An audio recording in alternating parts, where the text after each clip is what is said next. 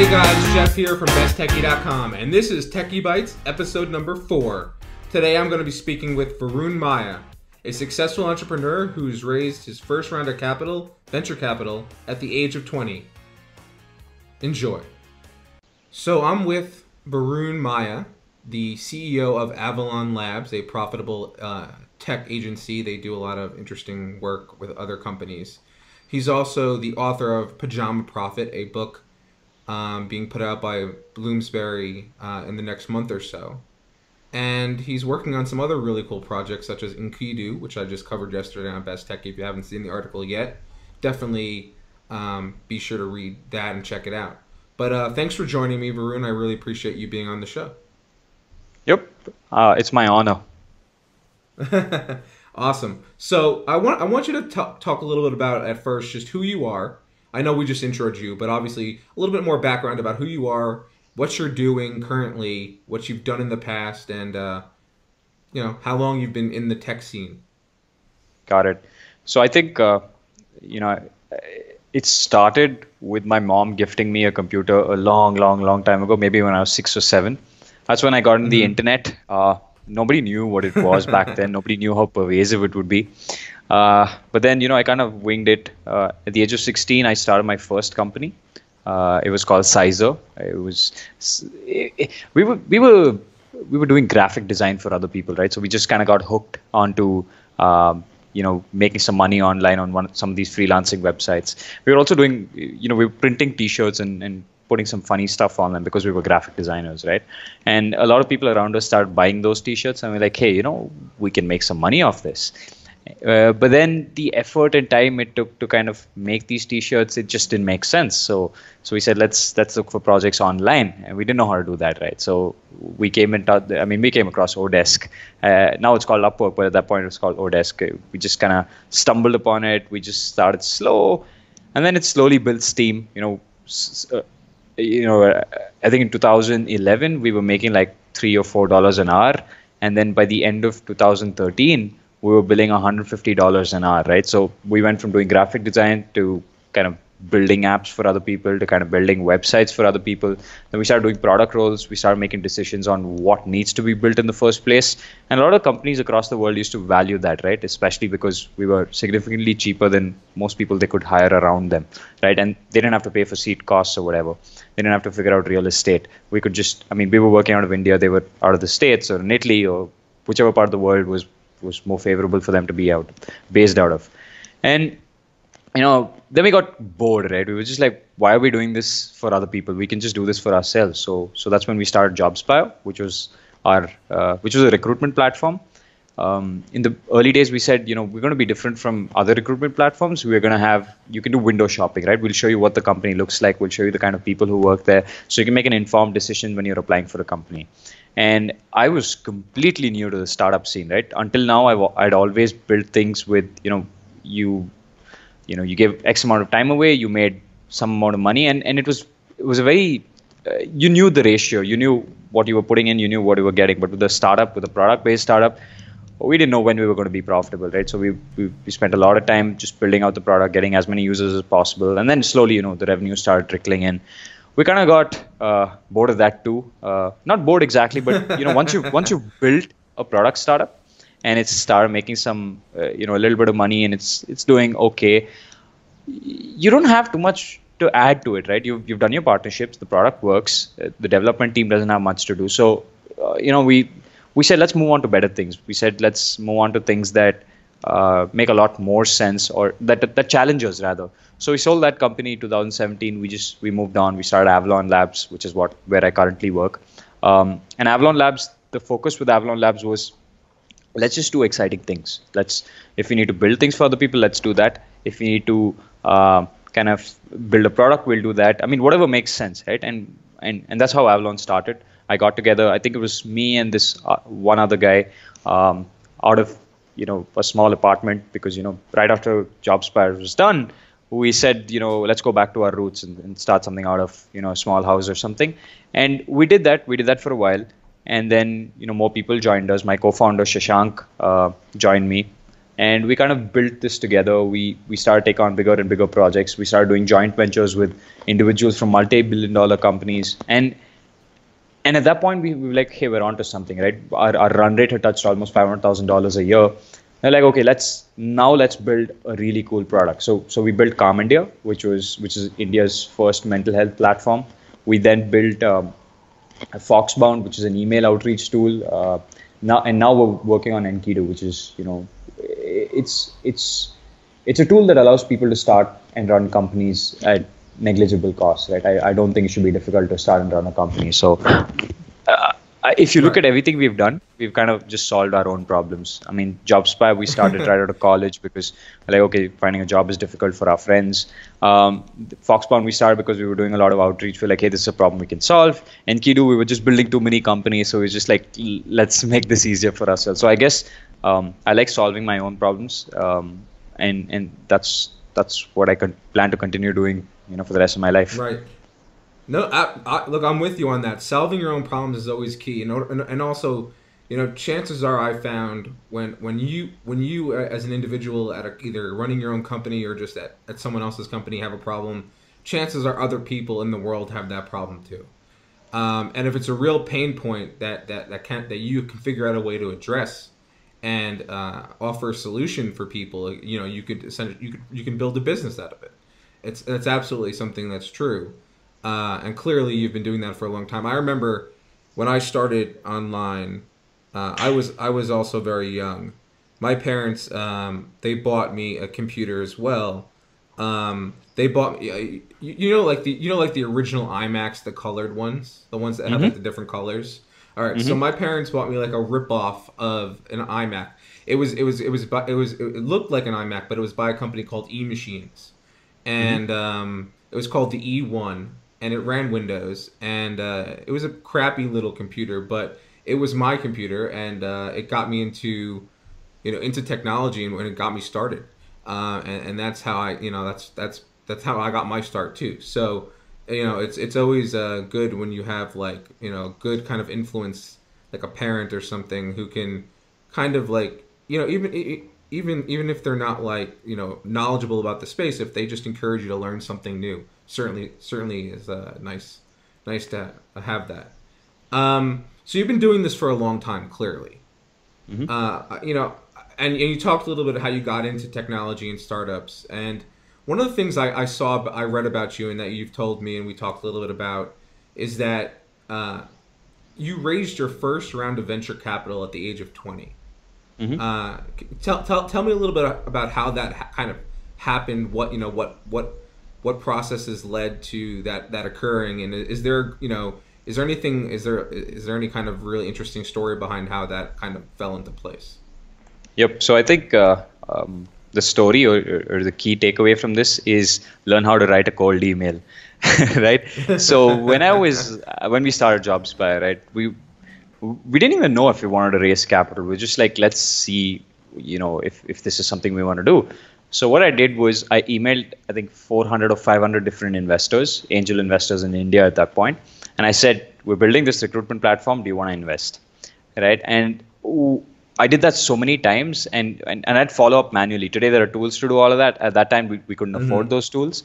So I would just manually send out email over email over email, wait for a reply. If there was no reply, send that person an email again. I had like a list, an Excel sheet where I'd be like, okay, this person has to be spammed today at this time, right? And I've been there. I've been there myself as well.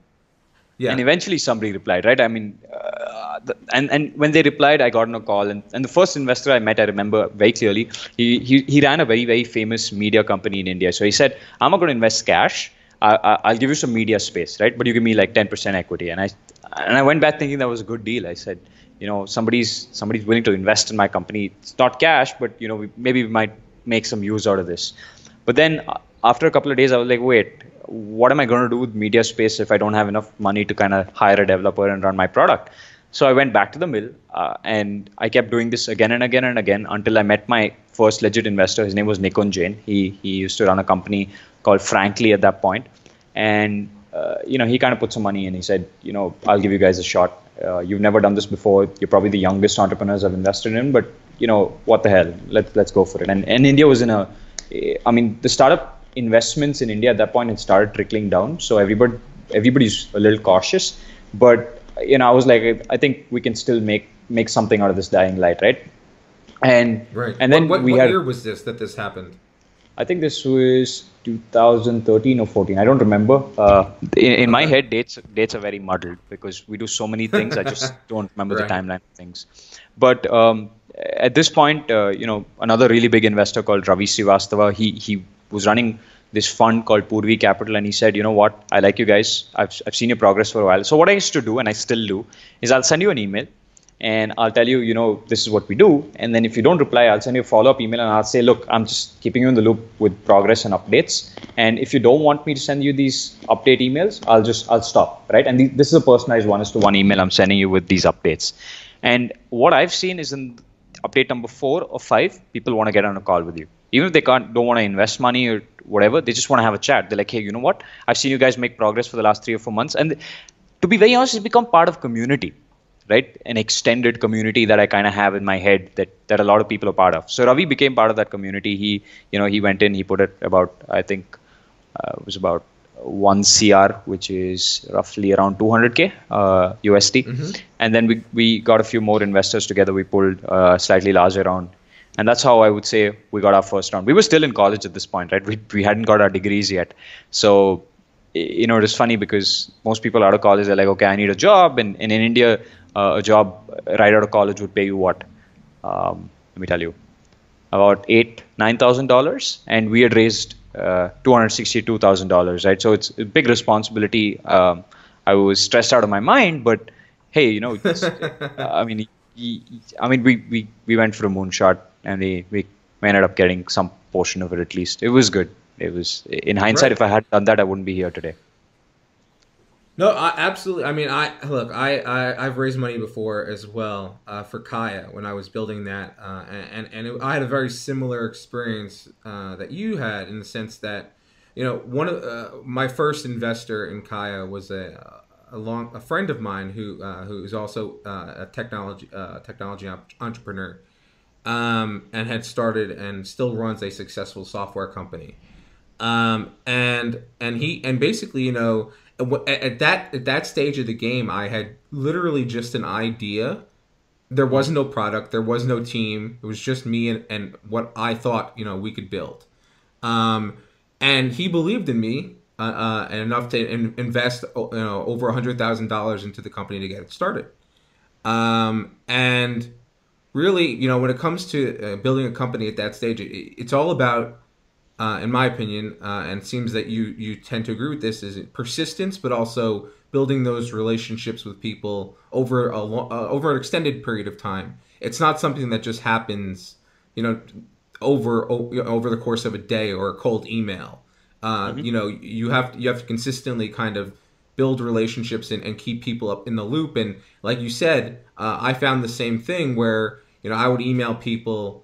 And then I consistently follow up, every couple of days, or so, assuming I didn't get a reply. And over the course of months, like you said, provide updates in terms of what we were doing. And that did lead to additional calls. It did lead to an additional investment. So these things do take time. And it's a very good point that, I think one of the things a lot of entrepreneurs, or especially early entrepreneurs, sometimes don't realize is the amount of persistence it takes to be an entrepreneur. Exactly. And that attitude of not giving up, and that things, there is no such thing as a real overnight success, because every overnight success that you hear of has been working in the background for a year or two, or or more in some cases. Yep. Um, Internally, we call this the hit rate mechanism. So in Avalon, we have something called a hit rate. We say that uh-huh. when you're a small entrepreneur, nobody knows about you, your hit rate will be 5%, which is, you send out 100 emails, or you try to do 100 different things, 5 of them will work. But as you get better, as you get more experience, as you build a network, your hit rate increases. So the more experienced you are, you still cap out like a hit rate of 20-25%, right? But that's still very good. Like 1 out of every 4 mails getting a reply, 1 out of every 4 calls, being productive, that kind of stuff. And that's how we measure it Right, internally. right. That's a really interesting way to measure it. I like that approach. I'm gonna have to start thinking about it like that. I've never thought about it in that sense, but that does make a lot of sense to me in terms of the way you just explained it. So we talked a little bit about how you just how you raise some money, through persistence and hard work and getting in front of the right people. If I was a first time entrepreneur, or if anyone's listening who's a first time entrepreneur, what kind of advice would you give that person? What very first thing that they should be thinking about or doing right out of the gate? I think, and this will be counterintuitive to a lot of advice that most entrepreneurs get. I would say take yourself less seriously and take your vision a little less seriously. I mean, a lot of entrepreneurs, they come in with this burning passion, right? They want to solve this one particular problem and they think they know how to do it. And they're like, okay, this is how I'm going to solve it. And those entrepreneurs often end up failing, right? The main reason for that is there's no space for pivots, right? If you're 100% sure that something is going to work, I think that you might be misjudging its ease, or somebody's already thought of the idea, right? If it's that good an idea. So I would say put a little less focus on the ideas that you have and a little more focus into building relationships, building the network, and actually building something people want. Most people build what they want. They don't want to build what other people want. And that's I would say, don't do that. Yeah, no, that's great advice. Honestly, that wasn't what I was expecting you would go with, but that's actually really good advice. And I think the reason I really like that advice, obviously, is that, as you point out, if you're very rigid, if you're in terms of your idea, and this is how you have to do it, this is how you have to execute, and there's no kind of flexibility in your plan, that's a huge mistake on your part and a huge red flag for investors. Because if at least if you don't show that you have the ability to adapt, or in some cases pivot slightly, or make a huge pivot to make your business work, then you really have no business being an entrepreneur. I think. Exactly. And from a funding perspective, I mean, it depends on your business, right? If you're running a services company, then you should just go for the clients, right? You should go straight for clients. But if you're a product company and you need the money and you don't have background being an entrepreneur, then I think you got to show potential investors. Firstly, you need to find these potential investors, and second, you need to keep showing them consistent progress and updates. You got to have patience, right? It takes 6 to 8 months to raise capital, and it takes that much time because you need to send out 6 to 8 months worth of reports, right, to these potential investors, and eventually you'll get them to invest a little bit. Investors, it's about trust, right? It's not about I invest something and I'm looking at a 10x return. Of course, it's also about that, but it's also about trust. Like, I look at somebody and I want to invest in that person. I want to know, is this guy going to walk away 3 months later when the heat cranks up, right? Right. And if you've been around for 6 to 8 months and you've been sending me reports for 6 to 8 months, then I'm like, okay, this guy's been around for a while. I think he can handle a little bit of this, and maybe I should invest a little bit. And then you can get these conversations going. And I think that's the best way to approach funding, right? Your game plan shouldn't be, hey, I'm going to raise money first. I don't think that works out very well. Right. No, I think one of the key things you just hit on is how important it is to be able to weather storms and ride the roller coaster, if you will, of being an entrepreneur. If you don't consistently stick with what you're doing, then that's another red flag for investors, and just for you as a person. If you can't stick with something that you want to build, that clearly you don't believe in it enough. There are obviously certain points in a company's life where you as the founder have to make a decision whether or not this is a viable thing to continue to work on. But that's not after 3 months. That's after at least a couple of years. Exactly. Right. And you got to find the balance, right?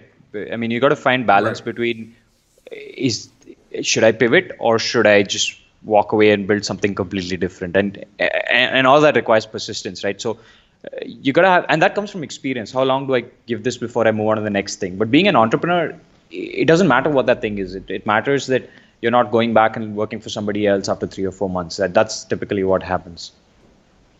Right. No, yeah, exactly. So speaking of, I just want to go back to one of the things about emails real quick.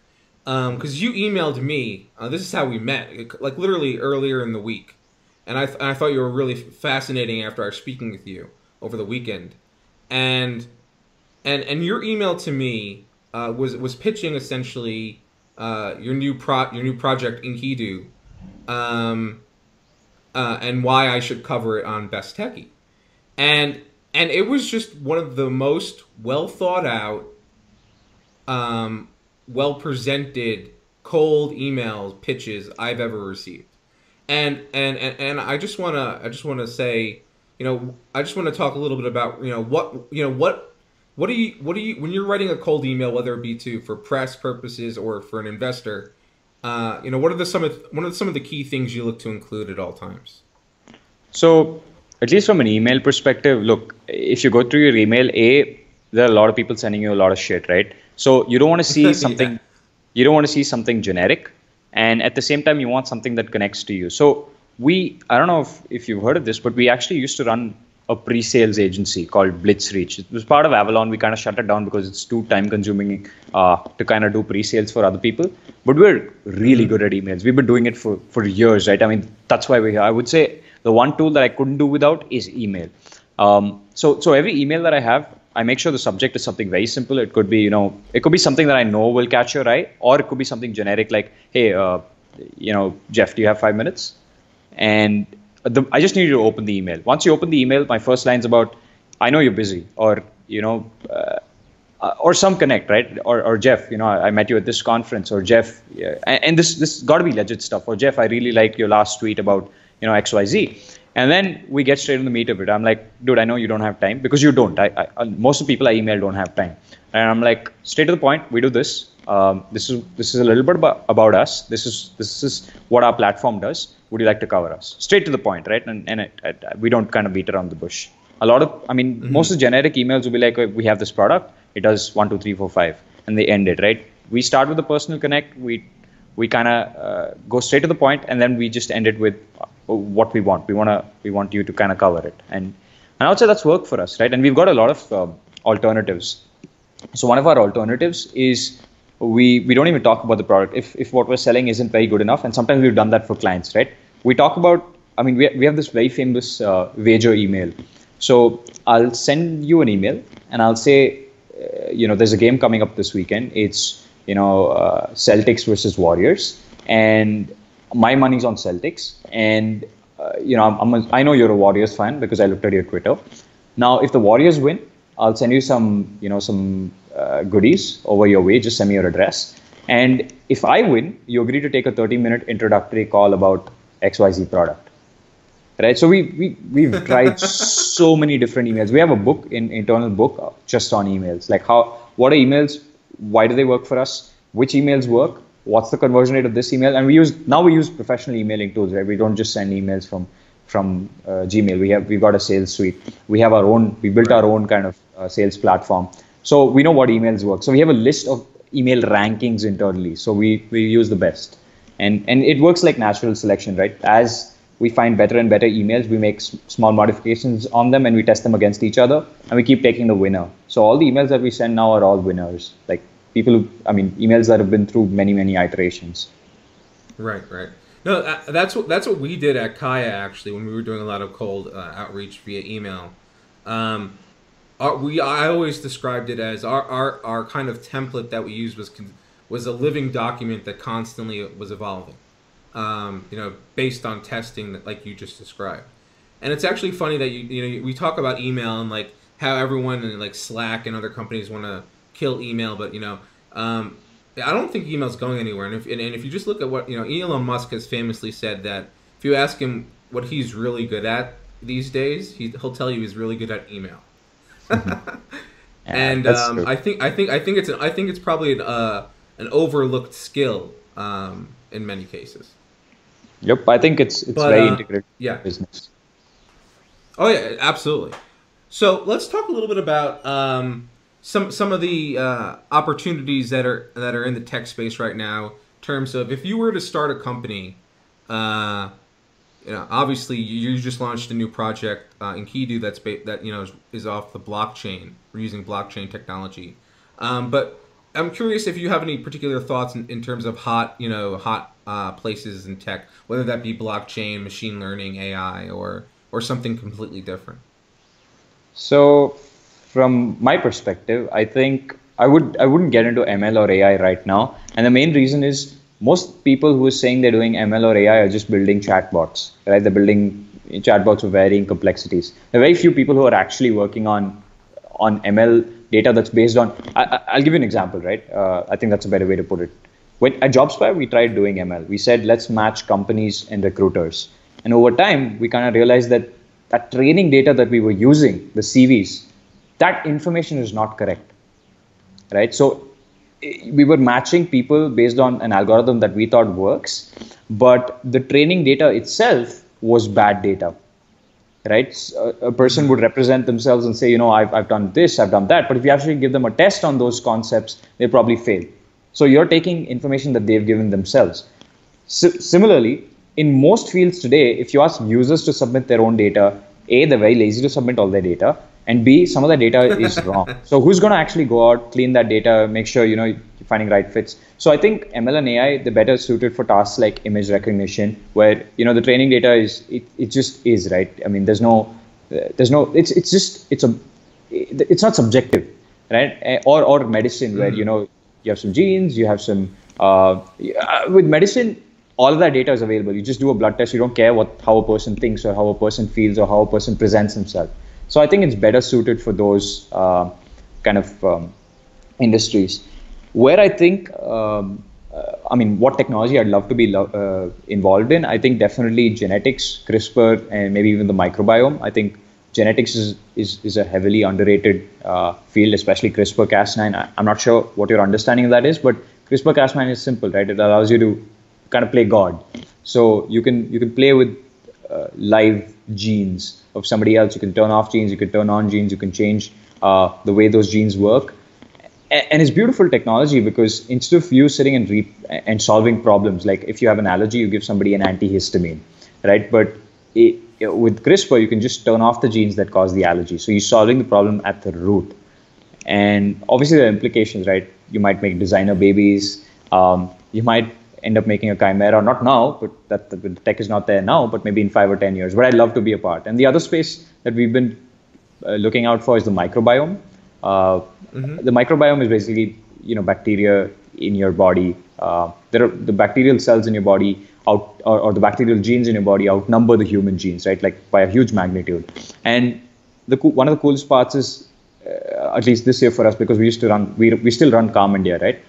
One of our biggest learnings is that probiotics, some types of probiotics actually influence your mood. And it's a 1:1 correlation via the hormone cortisol. So if anybody's listening to this, you check out B-GOS. It's a type of prebiotic fiber that causes a huge drop in your waking cortisol levels, right? It's better than half the antidepressants out there. So a lot of our learnings have come from there, and we were like, whoa, maybe a lot of things that go on in the human body is in the gut. And that's what the science says, right? Alzheimer's, they found a link. They found a link with eczema. They found a link with a lot of, with migraines, right? So it's a cool field. We might still be overestimating its value, but I'd love to be involved in any way possible. I mean, we are involved to a certain degree. I can't reveal how, but we have been kind of looking at the space very close. Secret. Yeah. Awesome. Oh, hopefully I'll be able to tell you soon. Nice. I've read a little bit about CRISPR and stuff, but I actually don't know too much about it. But now that you've piqued my interest, so I'm going to have to go educate myself a bit. Sure. So one last space that we've been looking at is the AR VR space. We got in very early. We kind of bought the HTC Vive the day it was released, and we said, let's build a VR cafe. But VR never took off, so we'd call that an Avalon failure. Well, it's not just your failure. It really hasn't taken off yet across the globe at any level. I mean, you have some popularity with Oculus and obviously HTC, but they're not moving units and there's not enough development behind it because again, there's not a big enough market at the moment. Yep. So it's not just basically I'm just getting it. It's not just you who failed at VR, at least right now. It's not you, it's uh, everybody. it's everybody, exactly. So let's talk a little bit about, you've obviously been a successful entrepreneur. You've employed people. From what I understand, you've hired more than 200 people over the course of your career so far. Uh, I want to talk a little bit about your management style and any tips you may have that you can offer to people. Sure. So, I mean, more than hiring people, I've interviewed a lot of people. We've hired 200 people across all our businesses across the years. Um, but I think I've interviewed so many people now that I can tell in 5 minutes when I'm going to hire somebody or not. And one of the biggest advantages we have is we were running a job board. So we've seen other companies hire, and I know, even if you give somebody like an interviewer a ton of data, they'll still make a gut decision at the end of the day whether they want to hire somebody or not. So there are a lot of people who can perform really well in an interview, but don't actually do well at the job. And other times, there are people who perform really poorly in an interview, but might be really good fits. Like one of my graphic designers, or actually our video guy, we recently hired a video guy. And, he's really good. Like when he started working with us, we couldn't tell, right? Like we were like, okay, this person is going to do some videos for us. But a lot of those subtle things where you don't expect somebody to be able to do as good a job as him, he just delivered. And you're like, hey, I didn't even have to explain that for you. You figure out the context out of this video. You figured out where to put the pauses, where to put the music. So a lot of things that I didn't expect he kind of put together. So that's very difficult to tell. I wouldn't be able to tell from the interview, right? And I've interviewed a ton of people. So I don't think it's a science. I wish it was like dating, where you'd be able to kind of date somebody for a bit and tell if they're good or not, and then if they're bad, you can just tell them, I don't want you anymore, or you shouldn't be working here. I'm not interested. I'm not interested, but you can't do that, right? You can't waste somebody else's time because hey, people have got to pay rent and watch movies. So we found an alternative. We kind of give them a 2 or 3 day test. We ask them to come to work for 2 or 3 days. We make them do a few things that they would do at work, and we see how well they perform. We see how well they gel with the team, because you can hire the best people out there, but if they don't, if they can't gel with your team, if they aren't able to make conversation, they're not going to last very long. So I mean, it's hard hiring, right? It's just such a difficult problem. We try to solve it. It's very difficult. From a management style perspective, I'm more of a figure it out yourself kind of guy. I mean, if you speak to anybody from my team, they'll just tell you, if I ask Varun a question, if it's a very, very complicated question, then he'll sit down and explain to you. But if it's something that he feels is simple, he'll just tell you, go figure it out. Okay, what is Google for? So, I mean, I believe that people should be really good at Google, and I don't need magicians, right? I don't need experts who can come and tell me, okay, this is how it works, because Google already has that. And a lot of experts today kind of put their information online already. So we don't really need those people. We need people who can extract information from somewhere and be able to give me applicable, tangible advice that I can use, right? So that's the kind of people that I like working with. And my core team, I mean, the people who work directly under me, I have 5 or 6 people who work directly under me, and obviously they have their own teams. I love these guys, right? I mean, it's very easy to work with them. Some of them are still growing. Some of them are still understanding the way a business works at scale. But I've never worked with a more hardworking bunch. So I would say, from a management style perspective, they kind of do their own things. They just rely on me to kind of fill in the holes, right? Fill in whatever they won't be able to do because they lack that experience. Right. That's awesome. So I like that approach. I think I've used a similar style where you provide guidance and assistance when necessary, but you kind of let your team kind of grow and blossom through that guidance, but also on their own. They figure it out on their own. I found if you hold their hand too much, that's not a good experience for you personally, having to sit down and do that. But it's also not a good work experience for them, where they feel like they're either being micromanaged, and also they may not learn as much that way in the long term. Yep, totally agree. Totally on Awesome. board. So I know you're also an avid ICO investor and angel investor. Mhm. Talk to me a little bit about what you look for when investing in an ICO or in a company as an angel investor. So I'll tell you about my angel investments first. I've invested in two companies. I've lost money in two companies. So I don't think my advice is the best advice. So, I mean, I don't know. I look for teams. There are a lot of variables, right? You gamble. That's why people hedge their money. They invest in many different companies. But at Avalon, we invest in companies that we incubate as well. We have one such company called Regen, which is a liquid nutrition product. We, I mean, all that's happened is that you got to invest in people who seem like they're in for the long run, right? And I try to do that, but there's so many economic factors. I mean, they should be targeting a big enough idea or a problem. They need to have the resources to be able to solve that problem. They need to have the connections to get press, to get to the marketing, to be able to get other investors apart from me on board. So in terms of angel investments, I don't think I'm the best angel investor. I think my CV should just say has lost money in multiple companies. But but from a ICO investing perspective, see, the difference between ICOs and regular investments is you can get out at any time, right? With ICOs, your liquidity is there the minute the coin or the token hits the exchange.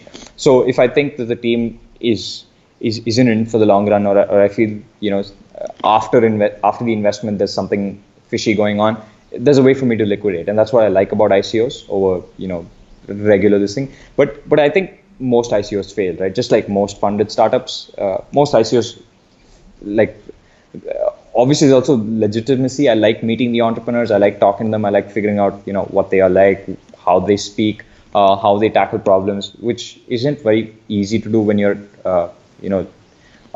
through an ICO interface. But a few of the successful ICOs that I put money in, I mean, I put money in Stellar, I put money in Ethereum when they were really young. Obviously, I got a little, I would say, for an early investor, I got a little too late into Ethereum. But then a lot of the ICOs these days, like Snob, which is a competitor of one of the products we run, Foxbound, just to kind of see how the market reacts, I would say. So from an ICO investment perspective, I'm just looking at, have you built shit before? How well or badly has that gone, right? And I'd love to, kind of sit there, look at the stuff that's been built and see if in the stories that they've built in the past, have they bounced back? Have they just said, we're walking away? What was the story like? So I like looking at that. But then again, I keep repeating this a lot. A monkey with darts was able to predict the markets better than the best Wall Street brokers. So I think it's as good as gambling. Like you can never say. Some startup could get really lucky because they went viral for some stupid reason. So I don't know. It's difficult. It's just difficult investing. No, it absolutely is difficult. I mean, like you said, sometimes there's always at least a little bit of luck involved with any of this. Yep. At least I feel. One of the other, so just real quick on the ICO front. So do you believe there needs to be a little bit more regulation in this space? Because you've seen stories like where these guys will raise money through an ICO and then they go out and buy a yacht or something. Well, how would you be able to prevent that with regulation, right? Like that's my biggest concern. Okay, you regulate it, you only allow accredited investors, you only allow a certain type of. I mean, you'll have to have a barrier to be able to raise money, and by barrier I mean you need to have the entrepreneur to fill some sort of test and prove he's credible. I mean, it's very difficult to get somebody's credibility, right? Like, I mean, I could be doing something 50 years and then on year 51, I could decide to be fraudulent, right? For whatever reason. And people, I mean, that's what's happening in the ICO space, right? Most of these guys haven't seen this kind of money. And the minute they get this kind of money in the bank, they're like, okay, it's time for me to walk away and buy, an expensive car. So it's hard to tell. I don't think regulation is going to change that part of things, but regulation will protect investors. If you're regulated and you're only allowed to invest after some accreditation, or you show that you understand this space and you're able to, you can imagine the risks involved, then I think that's very valuable. But I don't know how you do it, right? Like, would you give people a blockchain IQ test? Would you give people a cryptocurrency IQ test? I think South Korea or one of the other countries, I don't remember, poor general knowledge, but one of the countries is proposing this, right? We'll give you a test. If you pass the test, then you can invest in ICO. I mean, I don't know. I think that's very stupid. I think a lot of these guys, at least people who are investing in ICOs, they're looking for their community leaders to give them advice. They're either looking at YouTube channels, they're either looking at particular Telegram groups or particular websites, and they're like, okay, you give me information and tell me what ICO is a good ICO to invest in, right? And because I've been on both sides of the table, I've been an investor, I've run an ICO too, or we're running an ICO too. We kind of understand both sides of the table. I mean, you don't want to be left out. It's FOMO in action, right? Fear of missing out in action, and right. I don't see how regulation would change that. I mean, everybody would want to be an accredited investor. I mean, why not? Right? So, of course, there's a lot of other things that regulation brings in too, right? I mean, regulation makes sure that if you're raising capital, you're not walking with that capital, you're accountable for that capital. So I think it's about creating a platform where ICOs can happen safely. Somebody's got to do it. I think people are already working on it. Ethereum is such a platform, but it's not the safest platform in the world in terms of how do you manage credibility. But yeah, somebody's going to solve the problem. I think that's going to be solved very, very quickly. Yeah, I think it has to be in order for it to be a sustainable thing. People are eventually going to wise up and get upset enough times that they're no longer going to want to invest in these ICOs, which will affect the entire marketplace if there's nothing that's there to protect them in some way. Yep. Cool. So one of the last question before we get to the lightning round. This is a softball question. So you obviously you spend a lot of time working. I realize it's probably, I don't know, it's got to be at least 1 a.m. or 2 a.m. by you right now, right? It's 11:10 actually. It's very early into the night. It's 11:10. Okay. All right. So it's 12:40 p.m. here, here in New York. So I'm curious. What do you do to relax? Do you have any hobbies? I know you mentioned movies a lot. I'm a huge movie fan myself. I actually don't watch too many movies. I don't get the time. I mean, what I've been doing a lot these days is I play a lot of Overwatch or Dota. Like I love gaming. It's just something that, I mean, if you have a computer when you're really young, you have time to kill. You're like, okay, let me load up a game. So I love playing multiplayer arenas, and I get very competitive in the game. So if you ask me what I do to relax, then gaming wouldn't be the answer. But if you say what I do in my free time, I game. In terms of what I do to relax, I don't know. I mean, that thought hasn't crept out into my mind at all. I can tell you for me, like the way I define relax in the first place is like something that I'll do to like shut my brain off from thinking about work related things. So like for me, I like I mentioned, I love watching movies or TV shows, but also I'll read a book. Usually a book that's not like business related or anything, like just something that's like Harry Potter, or something in that realm, something more fun than like a business book. And usually that's how I tend to do it. So I don't think I've ever had the distinction between work and play, right? Like today somebody asked me, what will you do if you retired, right? And I'm like, this is exactly what I do if I retired. This is exactly what I do. I feel the same way as you actually on that. I've been doing this because we've both been doing this for so long, since we were so young. It's like essentially what we've done is we've turned our hobbies into our work passion. Exactly, right? I mean, if I listen to music for a living, and if I listen to music to relax, and I also had music, I had to listen to music. I was a music reviewer for a living or whatever. I mean, you'd love what you do, right? Like the office that we built is right down the road. So I can wake up at 12:30 in the afternoon, whatever time I feel like waking up, and just walk to the office. And I can step in and step out whenever I want to. I'm always working, so I don't have that guilt of, oh shit, I've only worked 5 hours today, or I've only worked 6 hours today. I'm working all the time. If I get an email, it's exciting. I reply to that email. If I have a call, I'm like, okay, I work according to a calendar, a very simple calendar. I think you met Amy, who's my AI assistant. Yep. Yep. So she helps me out, whenever I get in a spot. But that's a good I don't plug, have by the way, for X.AI. They have that's their product, Amy. It helps you basically. It helps you schedule calendar events and things with people, so you don't have to do it. It's pretty cool. There goes my sales commission. But I don't have a distinction between work and play. I mean, everything is work, everything is play. It's the same thing. I love what I do. I feel like I'm already retired, to be very honest. That's a great feeling. All right, Varun. So I appreciate you taking the time to speak with us today. I really enjoyed our chat. Now we're gonna jump into the lightning round. It's a couple different questions, this or that format. You have to reply based on the question, with whatever one you like better. Got Right, it. so let me know when you're ready. Whenever you're ready, we'll get started. You're putting me on the spot, but I think I'm ready. Yep. All right, awesome. Mac or PC? Mac, Blockchain or machine learning? blockchain, Mark Zuckerberg or Evan Spiegel? Mark Zuckerberg, Bitcoin or Ethereum? Ethereum, ICO or angel investing? ICO, And the last one is Apple or Orange? Orange. Nice. That's a good. I like both, but if I had to pick, I think Orange would be my go-to as well. Yep, All I'm right, an orange guy. nice. Varun, thank you very much for being on Techie Bites. Really appreciate you being on the show. Thank you, Jeff.